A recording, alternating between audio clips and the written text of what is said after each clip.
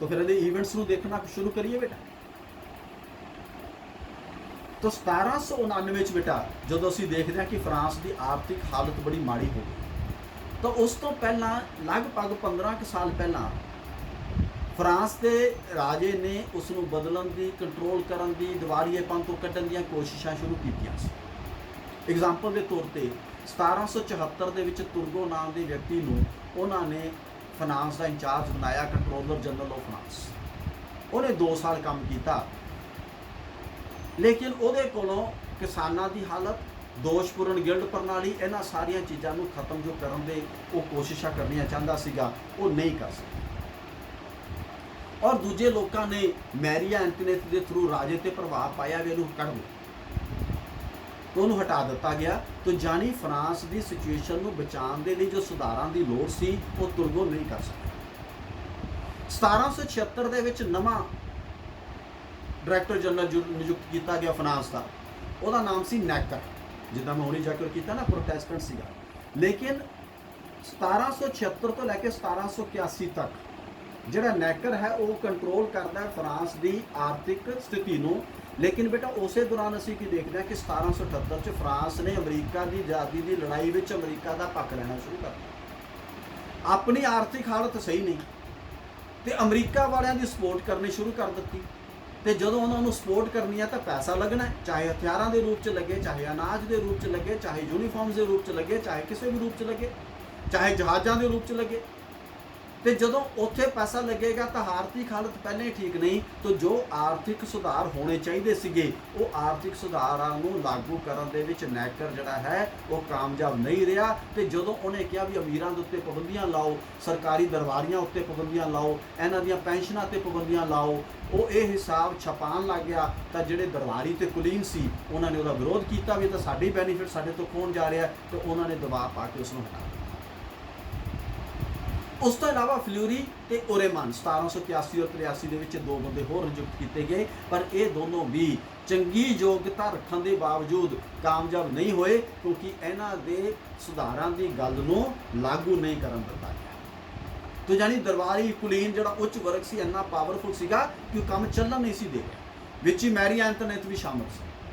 उस तो बाद 1786-83 के विच कैलोन नूं जिहड़ा हैगा कंट्रोलर जनरल ऑफ फाइनांस जिहड़ा है नियुक्त किया गया। उन्हें कहा कि बिना कर्जे के सरकार का काम नहीं चलता, और इस करके उन्हें बहुत सारा धन कर्जे के राही इकट्ठा कर लिया, पर कर्जे की रकम बहुत बढ़ गई।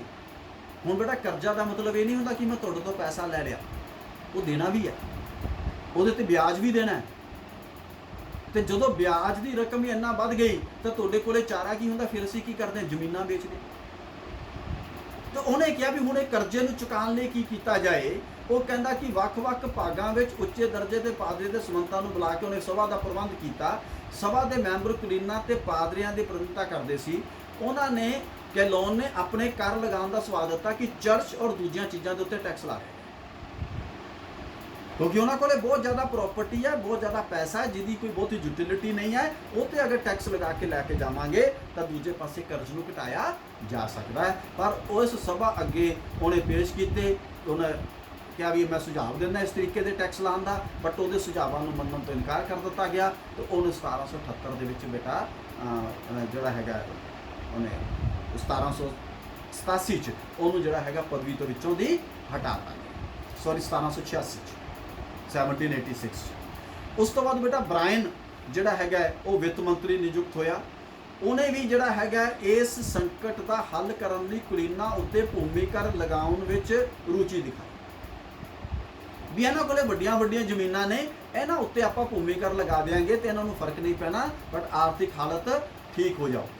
बट वो भी जो टैक्स लगाउण दे उन्हें एक स्टैंप टैक्स लगाया जाए। जो कोई जमीन बेचता है, जिवें साडे बेटा हुंदा ना, असीं स्टाम लाने जो कोई चीज़ खरीददे बेचदे उन्हें स्टैंप एक्ट कहते हैं। स्टैंप लाने, स्टाम पेपर लाओ, रजिस्ट्रियां कराने तो असीं उहदे ते स्टैंप एक्ट देने। तो इस तरीके से उन्होंने दिते, लेकिन वो भी जो हुक्मां नूं स्वीकार नहीं किया गया, और राजा ते पेरिस की जिहड़ी हैगी है आपस दे विच झगड़े ये शुरू हो गए, और कह लो भी एक तरीके दे नाल जिहड़ा डेडलॉक उस वेले क्रिएट हो गया शासन प्रणाली च, उहदे नाल फ्रांस की क्रांति जिहड़ी है लगभग निश्चित। 1799 क्रांति पहला कुलीनां ने शुरू की, क्योंकि उन्होंने कहा कि राजे के वित्त मंत्री जिहड़ा लगातार साडे उत्ते ये करते आ, पाबंदियां लाते हैं, उसका विरोध उन्होंने करना शुरू किया। इत्थे 3-4 लाइनां बेटा ध्यान दे नाल सुनो। जिहड़ी उस टेके की पार्लियामेंट सीगी, उन्होंने 8 अगस्त 1788 ईस्वी ये ऐलान किया, जो देखा कि डेडलॉक नहीं हो रहा, कि 1 मई 1799 नूं स्टेटस जनरल की मीटिंग बुलाई जाए। स्टेटस जनरल दे विच तीनों तरह के लोग सी, कुलीन, पादरी ते सधारण। कुलीन, पादरी एंड सधारण, ठीक है। तो नाल ही कुछ दिन मदों लुई 16वां सी, उन्हें ब्रायन नूं हटा दिता ते नैकर नूं दुबारा तो वित्त मंत्री लाता, भी ताकि लोगों को थोड़ी जी चैन पै जाए कि वह बंदा जो आम लोगों की भलाई की गल करता सीगा ते भी मैं उसे नूं लाया है, ते नाले प्रोटेस्टेंट भी सी। नैकर ने चोना करवा के स्टेटस जनरल के समागम का प्रबंध किया। ये बड़ी इंटरस्टिंग गल है और मैं बाद तुहानूं एक्सप्लेन करूँगा। तो सभा का समागम होंदे तीजे वर्ग ने विरोध किया तो क्रांति का रूप लै गया। इनू असीं बाद दे विच भी पढ़ांगे। बेटा उत्ते होया कि जदों स्टेटस जनरल की मीटिंग बुलाई, हुण स्टेटस जनरल दे विच 3 लोग वर्ग ने, कुलीन, पादरी ते सधारण, ठीक है। जदों कुलीन ते पादरी वर्ग आपस में मिल जाते हैं तो उन्हां दी गिनती सधारण तो वध जाती है। तो सधारण वाले कहते सी भी साडी गल मन्नी जाए, क्योंकि आम जनता के नाल संबंधित सीगे। उत्थे एक डिस्प्यूट चलता रहा काफ़ी देर तक कि जिहड़े इन्हां दी स्टेटस जनरल की मीटिंग बुलानी है, वो मीटिंग किद्दां बुलाई जाए। तो जदों स्टेटस जनरल बन गई तो एक बारी बादशाह के उत्ते भी ये प्रैशर बन गया भी ये तो बई गल जिहड़ी है बड़ी गड़बड़ होण जा रही है। तो 1788 च तो पहला जदों ये सी ते राजे ने कुछ शाही फरमान जारी कर दिए। हालांकि बाद दे विच 8 मई 1788 में वो शाही फरमानां नूं रद्द किया गया और इस पार्लीमेंट नूं दोबारा तो जीवित किया गया और 23 सितंबर 1788 में फैसला किया गया कि स्टेटस जनरल दे जिहड़े 1614 ईस्वी की तरह 3 वर्ग ने वो इकट्ठे बैठ के फैसला कर। ये बड़ी इंपोर्टेंट लाइन है बेटा, तीनों इकट्ठे बैठ के। हुण तुसीं कहोगे सर इहदे च की दिक्कत है इकट्ठे बैठ के? ਉਹਦੇ ਚ ਦਿੱਕਤ ਇਹ ਸੀਗੀ कि ਜਿਹੜੇ ਉੱਚ वर्ग के पादरी और कुलीन सी वो सधारण वर्ग नाल बैठना नहीं सी चाहते, वो अपनी तोहीन समझते सी कि असीं इन्हां नाल बैठ के किद्दां फैसला करांगे, असीं अपना अलग करांगे। पर 1614 के मुताबिक सीगा कि इकट्ठे बैठ के फैसला करेंगे। वो इकट्ठे बैठण नूं तैयार नहीं सी, जिहदे करके बड़ा तगड़ा डेडलॉक जिहड़ा है चलदा रहा। तो स्टेटस जनरल दे विच बेटा सिचुएशन की सी जिहड़ी हालांकि 1302 च बनी और उस तो बाद 1614 बाद कोई समागम नहीं सी होया। तो वह बेटा जिहड़ा एक रूप सीगा उस रूप नूं भी समझण दी लोड़ है। मैनूं थोड़ा जिहा इस टाइम उहदी गिनती क्लीयर नहीं है, लेकिन मैं जो थोड़े जिहा ध्यान चाहूँगा तुहानूं गिनती दसूँगा तो गिनती तो तुहानूं सारी गल क्लीयर हो जाएगी। उहदे विच नोट करो बेटा तुसीं कि स्टेटस जनरल दे विच 1214 टोटल मैंबर्स,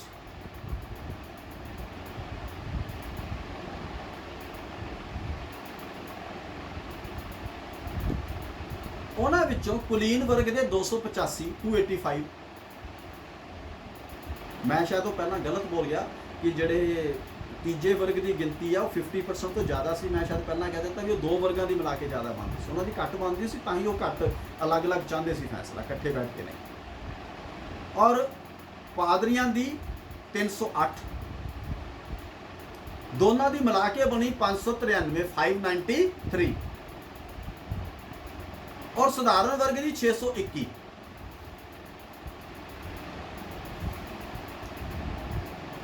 तो जे सारा सधारण वर्ग इकट्ठा रहिंदा तो मेजोरिटी के नाल अपना फैसला लागू करा सकते।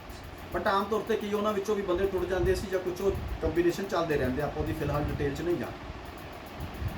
तो सधारण वर्ग कहता सी कि सारिਆਂ ਦੀ इकट्ठी मीटिंग सदो, कुलीन ते पादरी कहता सी अलग अलग सदो। ये गिनती तुहानूं अपने आप से सारी गल स्पष्ट कर दी। 5 मई 1799 नूं ये सारे बंदे इकट्ठे होए।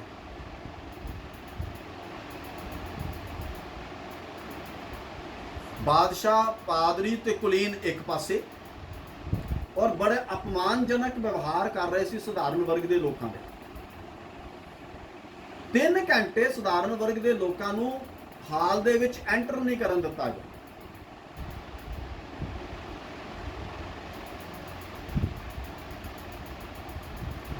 ਤੇ ਜਦੋਂ ਐਂਟਰ ਕੀਤੇ ਤਾਂ ਬਾਦਸ਼ਾਹ ਦੇ ਸਿੰਘਾਸਨ ਦੇ ਥੱਲੇ ਬਿਠਾਇਆ ਗਿਆ ਔਰ ਬਾਦਸ਼ਾਹ ਆਪ ਉਸ ਤੋਂ ਬਾਅਦ ਜਾ ਕੇ ਕਈ ਘੰਟੇ ਬਾਅਦ ਹਾਲ ਦੇ ਵਿੱਚ ਆਏ।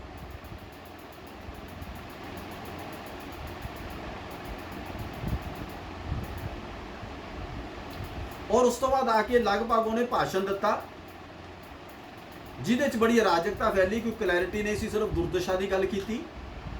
ਉਸ ਤੋਂ ਬਾਅਦ ਨੈਕਰ ਨੇ 3 ਘੰਟੇ ਭਾਸ਼ਣ ਦਿੱਤਾ ਜਿਹਦੇ 'ਚ ਉਹਨੇ ਆਰਥਿਕ ਜਿਹੜੀਆਂ ਔਕੜਾਂ ਸਨ ਉਹ ਤੋਂ ਇਲਾਵਾ ਹੋਰ ਕੋਈ ਗੱਲ ਨਹੀਂ ਕੀਤੀ।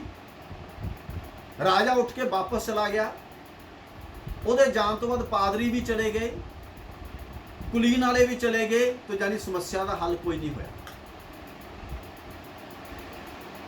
6 ਤਰੀਕ ਨੂੰ ਪਾਦਰੀ ਤੇ ਕੁਲੀਨ ਆਪਣੇ ਆਪਣੇ ਅਲੱਗ-ਅਲੱਗ ਥਾਵਾਂ ਤੇ ਫੇਰ ਇਕੱਠੇ ਹੋਏ। ਤੀਜਾ ਵਰਗ ਚਾਹੁੰਦਾ ਸੀ ਕਿ ਸਾਰਿਆਂ ਦੀ ਮੀਟਿੰਗ ਇਕੱਠੀ ਕੀਤੀ ਜਾਏ। ਉਹਨਾਂ ਨੇ ਬਾਰ-ਬਾਰ ਕਿਹਾ ਪਰ ਕੋਈ ਅਸਰ ਨਹੀਂ ਹੋਇਆ ਕਿਉਂਕਿ ਉਹ ਉਹਨਾਂ ਨਾਲ ਬੈਠਣਾ ਨਹੀਂ ਸੀ ਚਾਹੁੰਦੇ। 28 ਮਈ 1799 ਨੂੰ ਜਿਹੜਾ ਪੈਰਿਸ ਦਾ ਸ਼ਹਿਰ ਹੈ ਉਹਦੇ ਜਿਹੜੇ ਰਿਪਰੈਜ਼ੈਂਟੇਟਿਵ ਸੀਗੇ ਕੁਲੀਨਾਂ ਤੇ ਪਾਦਰੀਆਂ 'ਚ, ਉਹ ਵੀ ਸਧਾਰਨ ਵਰਗ ਨਾਲ ਮਿਲ ਗਏ, ਜਿਹਦੇ ਨਾਲ ਸਧਾਰਨ ਵਰਗ ਦਾ ਹੌਸਲਾ ਬੜਾ ਵੱਧ ਗਿਆ। ਉਹਨਾਂ 'ਚ ਕਈ ਬੜੇ ਫੇਮਸ ਰਾਈਟਰਸ ਵੀ ਸੀਗੇ। ਤੀਜੇ ਵਰਗ ਨੇ ਪਹਿਲੇ ਦੋਨਾਂ ਵਰਗਾਂ ਨੂੰ ਉਹਨਾਂ ਨਾਲ ਆ ਕੇ ਮੈਥਡ ਦੇ ਸੁਦੇਹੇ ਦਾ ਪ੍ਰਭਾਵ ਪਿਆ ਔਰ 15 ਜੂਨ ਨੂੰ, ਨੋਟ ਕਰ ਲਓ, 15 ਜੂਨ 1799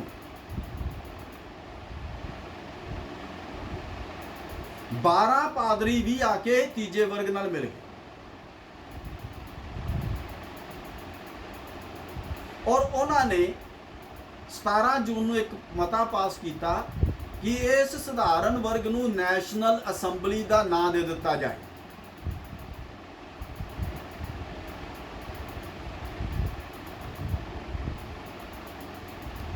,491 ਬੰਦਿਆਂ ਨੇ ਕਿਹਾ ਬਣਾ ਦਿੱਤਾ ਜਾਏ, 84 ਨੇ ਕਿਹਾ ਕਿ ਨਹੀਂ ਬਣਾਇਆ ਜਾਏ।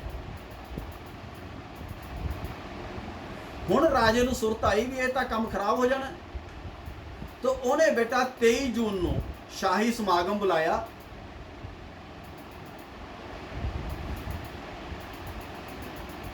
ਤੇ ਉਹ ਕਹਿੰਦਾ ਵੀ ਮੈਂ ਕਿਉਂਕਿ ਸ਼ਾਹੀ ਸਮਾਗਮ ਕਰ ਰਿਹਾ ਇਸ ਕਰਕੇ ਤੀਜੇ ਵਰਗ ਦੇ ਜਿਹੜੇ ਲੋਕ ਨੇ ਉਹ ਆਪਣੇ ਕਿਸੇ ਵੀ ਇਦਾਂ ਦੀਆਂ ਅਸੈਂਬਲੀਆਂ ਵਗੈਰਾ ਨਾ ਕਰਨ। 20 ਜੂਨ ਨੂੰ 23 ਜੂਨ ਨੂੰ ਕਿਉਂਕਿ ਉਹਨੇ ਸਮਾਗਮ ਬੁਲਾਇਆ ਸੀਗਾ, ਮਤਲਬ ਕਿ ਅਜੇ ਹੋਣਾ ਸੀਗਾ, ਉਦੋਂ ਪਹਿਲਾਂ ਇਹ ਆਰਡਰ ਜਾਰੀ ਕੀਤਾ। ਤੇ 20 ਜੂਨ ਨੂੰ ਜਦੋਂ ਸਧਾਰਨ ਵਰਗ ਦੇ ਲੋਕ ਬਾਦਸ਼ਾਹ ਦੇ ਆਦੇਸ਼ ਵੱਲ ਨਾ ਧਿਆਨ ਦਿੰਦੇ ਹੋਏ ਸ਼ਾਹੀ ਭਵਨ 'ਚ ਪਹੁੰਚੇ,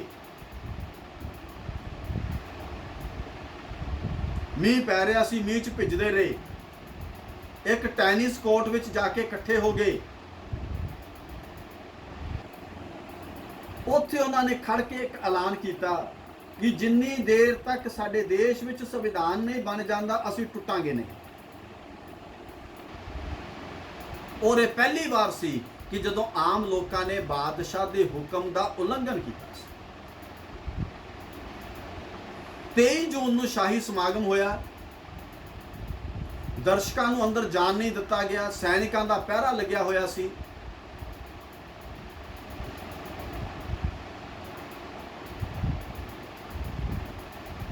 ਔਰ ਪਹਿਲਾਂ ਦੀ ਤਰ੍ਹਾਂ ਹੀ ਰਾਜੇ ਨੇ ਐਲਾਨ ਕਰਤਾ ਕਿ ਜਿਹੜੀਆਂ ਇਹਨਾਂ ਦੀਆਂ ਮੀਟਿੰਗਾਂ ਹੋਣਗੀਆਂ ਉਹ ਅਲੱਗ-ਅਲੱਗ ਹੋਣਗੀਆਂ, ਸਧਾਰਨ ਵਰਗ, ਕੁਲੀਨ ਵਰਗ ਤੇ ਪਾਦਰੀ ਵਰਗ ਦੀਆਂ। ਤੇ ਜਿਹੜਾ ਰਾਸ਼ਟਰੀ ਸਭਾ ਬਣਾਈ ਗਈ ਹੈ ਇਹ ਗੈਰ ਕਾਨੂੰਨਨ ਹੈ ਕਿਉਂਕਿ ਉਹਨੂੰ ਸੂਟ ਨਹੀਂ ਸੀ ਕਰਦੀ। ਪਰ ਸਧਾਰਨ ਵਰਗ ਨੇ ਮਜਬੂਰ ਕੀਤਾ ਕਿ ਨਹੀਂ, ਇਹਨਾਂ ਤਿੰਨਾਂ ਵਰਗਾਂ ਦਾ ਸਾਂਝਾ ਸਮਾਗਮ ਕਰਨ ਦੇ ਉੱਤੇ ਉਹ ਵਜਿਦ ਨੇ ਔਰ ਇਹ ਹੋਏਗਾ।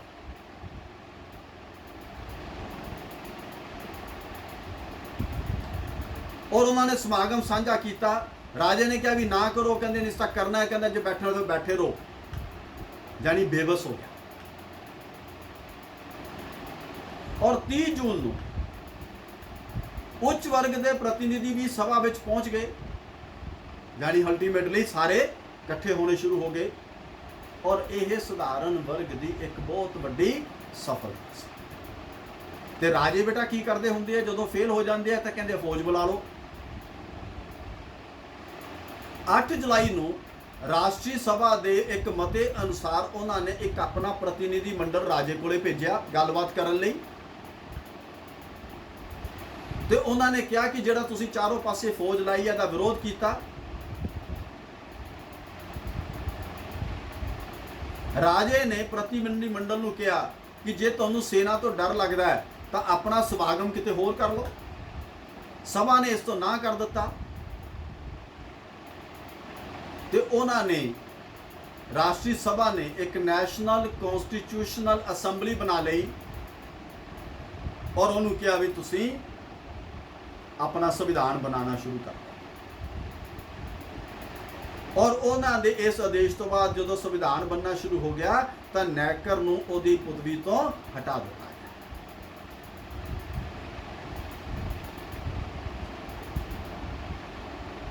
14 ਜੁਲਾਈ 1799 ਨੂੰ ਇੱਥੋਂ ਕ੍ਰਾਂਤੀ ਦੀ ਸ਼ੁਰੂਆਤ ਹੁੰਦੀ ਹੈ। ਫਰਾਂਸੀਸੀਆਂ ਨੂੰ ਪਤਾ ਲੱਗਿਆ, ਪੈਰਿਸ ਵਾਸੀਆਂ ਨੂੰ, ਕਿ ਉਤਲਵਾ ਵਿਲੇ ਅਤੇ ਬਸਤੀਲ ਵਿੱਚ ਵੱਡੀ ਸੰਖਿਆ ਵਿੱਚ ਹਥਿਆਰ ਜਮ੍ਹਾਂ ਕੀਤੇ ਗਏ ਨੇ ਲੋਕਾਂ ਨੂੰ ਕੁਚਲਣ ਦੇ ਲਈ। ਜਦੋਂ ਇਹ ਖਬਰ ਪਹੁੰਚੀ ਤਾਂ ਪੈਰਿਸ ਵਾਲਿਆਂ ਨੇ ਬਾਸਤੀਲ ਔਰ ਜਿਹੜੀ ਕਹਿ ਗਿਆ ਹੋਟਲ ਦੇ ਵਿਲੇ, ਹੋਟਲ ਦੇ ਵਿਲੇ, ਉਹਨੂੰ ਹੋਟਲ ਦੇ ਵਿਲੇ ਕਹਿੰਦੇ, ਉੱਤੇ ਹਮਲਾ ਕਰਤਾ ਔਰ ਹਥਿਆਰ ਆਪਣੇ ਕਬਜ਼ੇ 'ਚ ਲੈ ਲਏ। ਔਰ ਉਸ ਤੋਂ ਬਾਅਦ ਇਹ ਸਾਰੀ ਭੀੜ ਬਾਸਤੀਲ ਦੀ ਜੇਲ੍ਹ ਵਾਲੇ ਪਾਸੇ ਤੁਰ ਪਈ ਔਰ 14 ਜੁਲਾਈ 1799 ਨੂੰ ਹੀ ਉਹਨਾਂ ਨੇ ਬਾਸਤੀਲ ਦੀ ਜੇਲ੍ਹ ਤੇ ਹਮਲਾ ਕਰਤਾ, ਜਿਹਦੀਆਂ ਦੀਵਾਰਾਂ ਬੜੀਆਂ ਉੱਚੀਆਂ ਉੱਚੀਆਂ ਸੀ, 10 ਫੁੱਟ ਮੋਟੀ, 90 ਫੁੱਟ ਉੱਚੀ ਸੀ ਔਰ ਉਹਦੇ ਆਲੇ ਦੁਆਲੇ 75 ਫੁੱਟ ਚੌੜੀ ਖਾਈ ਸੀ। ਔਰ ਇੱਥੋਂ ਦੀ ਬੇਟਾ ਕ੍ਰਾਂਤੀ ਦੀ ਸ਼ੁਰੂਆਤ ਹੋ ਗਈ। तो ये ਜਿਹੜੇ ਬਾਕੀ ਦੇ ਇਵੈਂਟਸ ਨੇ ਔਰ ਇਨਸੀਡੈਂਟਸ ਨੇ ਉਹ ਆਪਾਂ ਕੱਲ, ਠੀਕ ਹੈ, तो ਕੱਲ ਹੀ ਇਹਦੇ ਇਵੈਂਟਸ ਕੰਪਲੀਟ ਕਰਾਂਗੇ ਔਰ ਅਗਲੇ ਜਿਹੜੇ ਇਸ਼ੂਜ਼ ਨੇ ਉਹਨੂੰ ਅਸੀਂ ਕੰਪਲੀਟ ਕਰਾਂਗੇ।